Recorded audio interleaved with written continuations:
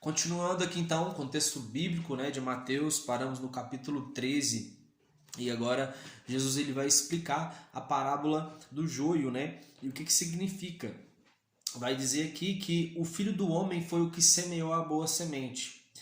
E o campo, ele é o mundo, né, e a boa semente são os filhos do reino. O joio, ele representa o maligno. A colheita é o final desta era. E os ceifeiros, eles são os anjos. Então, quem é capaz de fazer esse discernimento, né, separar os bons e os ruins, ou seja, o joio e o trigo dentro da igreja, quem vai fazer isso são os anjos, né, não são pessoas. Jesus explicando essa parábola. Agora, o contexto vai nos falar sobre a questão do que se assemelha ao reino de Deus, e vai falar agora sobre o tesouro escondido, que um homem nele encontrou um tesouro num terreno. E aí ele foi e enterrou, ele encontrou o tesouro, pegou aquele tesouro, enterrou novamente no mesmo terreno. E ele foi e vendeu tudo que ele tinha e comprou aquele terreno, né? Porque isso representa, né, quem encontra o reino de Deus, ele abre mão de tudo para ter o reino. A segunda comparação é uma pérola de grande valor, que vai dizer que o reino dos céus ele é semelhante a um negociante de pérolas que encontrou uma pedra valiosíssima. Foi e vendeu tudo que tinha e comprou aquela pedra. Uma outra comparação, o que se assemelha ao reino de Deus também. Ele é semelhante a uma rede que, lançada ao mar, recolhe peixe de toda espécie. E assim ajuntam os bons no cesto e os maus jogam fora. Assim ocorrerá no final dessa era, ou seja, ocorrerá no final dos tempos. Os anjos virão e separarão os maus dentre os bons. Perceba aqui que, mais uma vez, apontando que quem faz essa separação entre joio e trigo, bom e mal, é os anjos, não são o homem. Outra coisa, vai dizer que, olha, todo mestre da lei bem esclarecido quanto ao reino dos céus é semelhante a um pai de família que sabe tirar do tesouro coisas novas e velhas. Outra parábola que Jesus vai contar aqui agora, ele vai dizer aqui que Jesus ele saiu e continuou a contar parábolas. E ele começou a ensinar na sinagoga da sua cidade de tal maneira que o povo ficava admirado. Então, né, pelo contrário do que muitos dizem, Jesus sempre estava ensinando nas sinagogas, né? Ele ensinava também nas ruas, mas ele também ensinava nas sinagogas. E agora não era uma sinagoga qualquer que ele estava na sinagoga da sua própria cidade. E aí quando ele começou a ensinar, todo mundo ficou admirado com sua autoridade, mas aí uns começavam a dizer entre si, olha, por acaso este não é o filho de José, o carpinteiro? Não é filho de Maria? Por acaso os seus irmãos não estão entre nós? Então, Jesus, diante desses comentários, ele vai dizer assim que um profeta ele não é honrado, a não ser na sua própria terra e em sua casa. Nesses lugares, o profeta não tem honra. Então, poucas pessoas ali foram curadas, né, por causa da falta de fé que eles tiveram ali em Jesus, por Jesus ter nascido naquele local. Outra coisa que vai nos dizer aqui agora é que Herodes, né, ele vai dizer que Jesus era João Batista ressuscitado e por isso que ele estava operando poderes. João, né, ele havia denunciado o casamento ilícito, né, de Herodes com Herodias, que era casada com o irmão de Herodes chamado Filipe. Então, João o Batista, o que batiza Jesus, ele denuncia esse casamento. E aí, né, Herodes queria matar, né, queria matar João por causa disso. Aí aconteceu que a filha, né, de Herodias, depois ela vai fazer um banquete ali que Herodes ele organiza. A filha de Herodias ela faz uma dança e diante daquela dança, aí Herodes na emoção vai dizer assim, olha, me pede tudo que você quiser, que se for até a metade do meu reino eu vou te dar.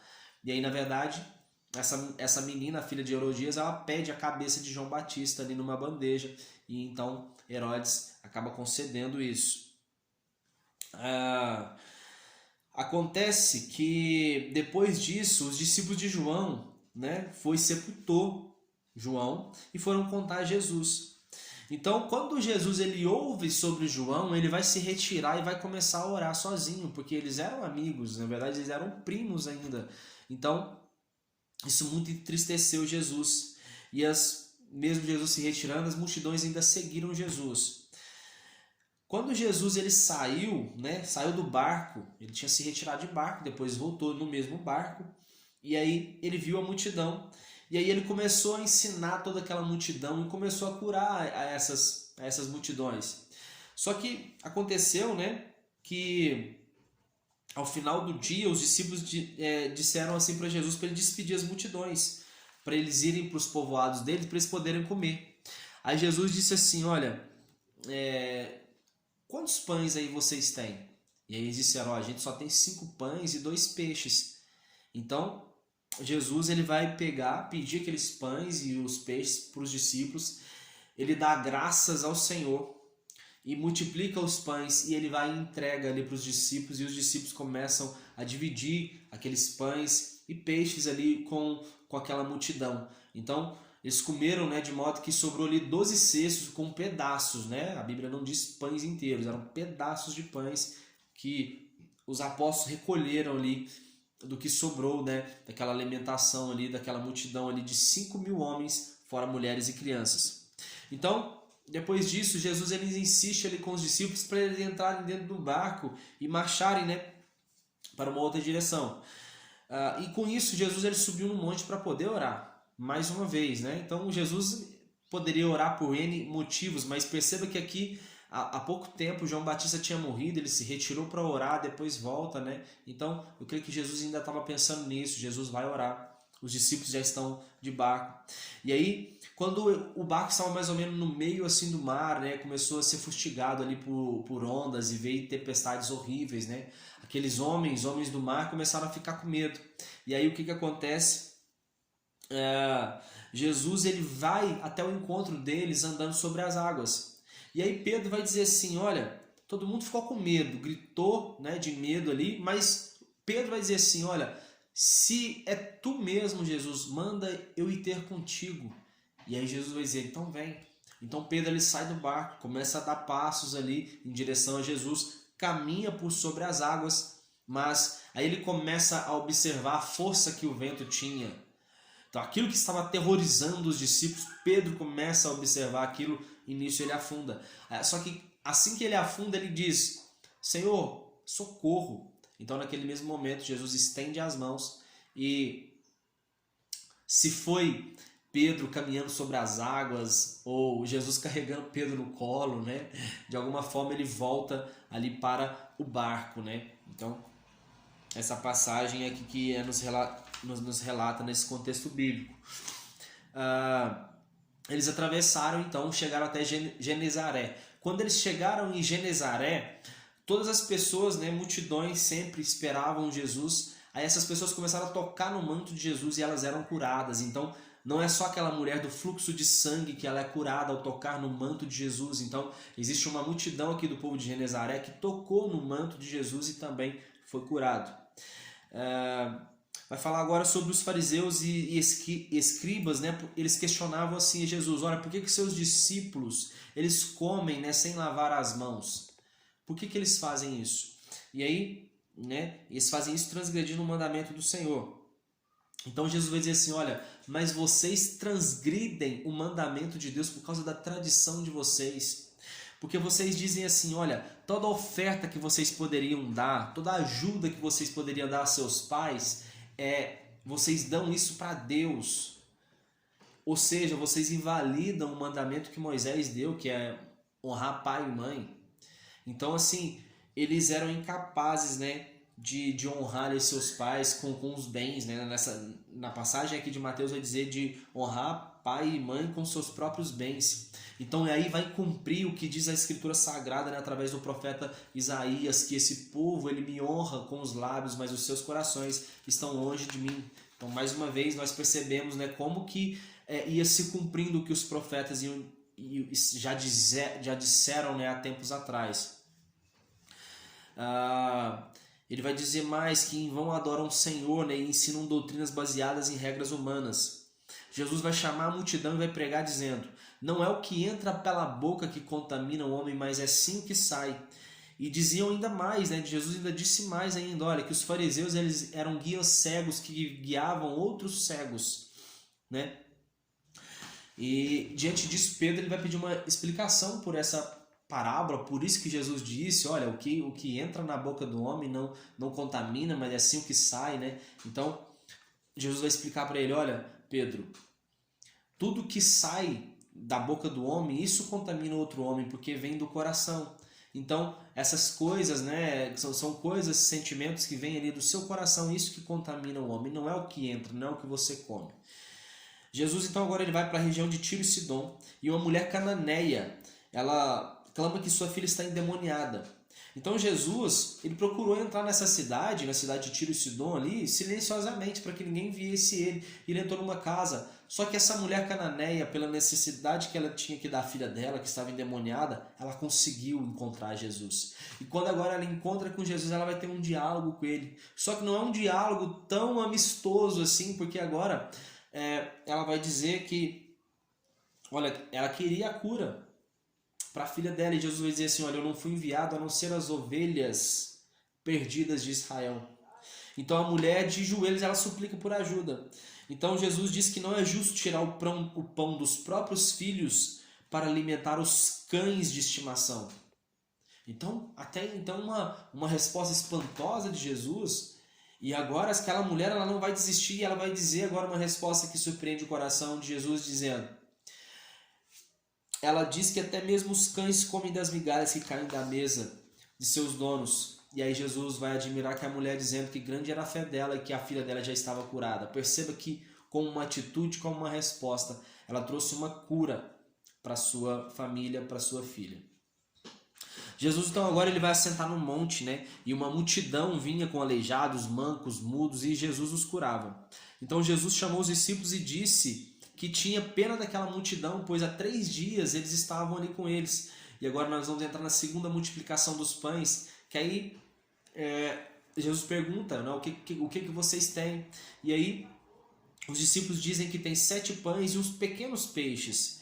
Então Jesus ele pega esses 7 pães e os pequenos peixes, dá graças, entrega os peixes e pães aos discípulos distribuírem, né? E aí alimentou toda aquela multidão, que era de 4.000 pessoas, fora mulheres e crianças, e foram recolhidos 7 cestos também com pedaços de pães. Aí Jesus entra no barco e parte daquele lugar indo para Magadã. Então agora vai chegar alguns fariseus e saduceus pedindo ali um sinal do Senhor. E aí Jesus vai dizer, olha, vocês sabem interpretar os aspectos do céu, mas não sabem interpretar os sinais do tempo. O único sinal que eu vou deixar para vocês é o sinal do profeta Jonas. É o único sinal que vocês vão ter. Do outro lado do mar, os discípulos esqueceram de levar os pães. Então Jesus alerta quanto ao fermento dos fariseus e saduceus. Aí os discípulos começam a se perguntar, será que ele está exortando a gente porque a gente esqueceu os pães? E aí Jesus vai dizer assim, olha, não é sobre pães que eu estou querendo dizer. É sobre o fermento, é sobre a doutrina, é sobre o ensinamento dos fariseus e saduceus. Tomem cuidado com eles, porque um pouco do que vocês absorverem dessa doutrina, disso pode contaminar vocês. E Jesus dá esse alerta. E agora o contexto vai nos dizer, Jesus conversando ali com os discípulos, dizendo assim, olha, quem as pessoas aí dizem que eu sou? E aí eles vão dizer, olha, dizem que tu és Elias, outros João Batista, Jeremias ou um dos profetas.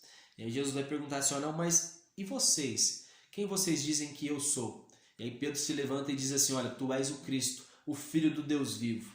Então com essa resposta, Jesus diz ali para Pedro o seguinte, olha, Pedro, não foi nem carne nem sangue que te revelou isso, foi o meu Pai que está no céu que te revelou. E porém agora eu também te digo, Pedro, que tu não será mais chamado Simão, até então ele chamava Simão, mas tu vai ser chamado Pedro, porque através de ti eu vou edificar a minha igreja. E você vai ter, Pedro, as portas, né? Você vai ter as chaves do céu e a porta do inferno, ela não prevalecerá contra a igreja do Senhor. E Jesus vai entregar as chaves do reino dos céus, e o que ele ligar na terra vai ser ligado nos céus. Então olha o presente, olha o que Pedro aqui recebe. Jesus diz que ele começa a falar sobre o destino dele, que era sofrer na mão dos líderes religiosos, depois ser crucificado, mas ao terceiro dia ele iria ressuscitar. E aí quando ele começa a dizer isso, Pedro chama ele no particular e diz assim: mestre, isso de modo nenhum acontecerá. E aí Jesus diz para Pedro: olha, para trás de mim, Satanás, tu és para mim como uma pedra de tropeço, porque como que você está querendo impedir algo que é a vontade do meu Pai para mim? Então, Jesus vai dizer para os discípulos que estavam ali perto dele: olha, Pedro, ele diz para Pedro uma coisa também interessante que eu notei, que olha, tua atitude ela não reflete a Deus, mas sim a dos homens, né? É o homem que querendo conquistar as coisas, não querendo perder, mas, né, Jesus mostra uma outra ótica ali para os discípulos. Ele vai dizer: olha, de que adianta eu ganhar o mundo inteiro e perder a minha alma? Jesus afirma, né, diante de tudo aquilo ali, que alguns das pessoas que estavam ali, elas não passariam pela morte enquanto elas não vissem o reino de Deus.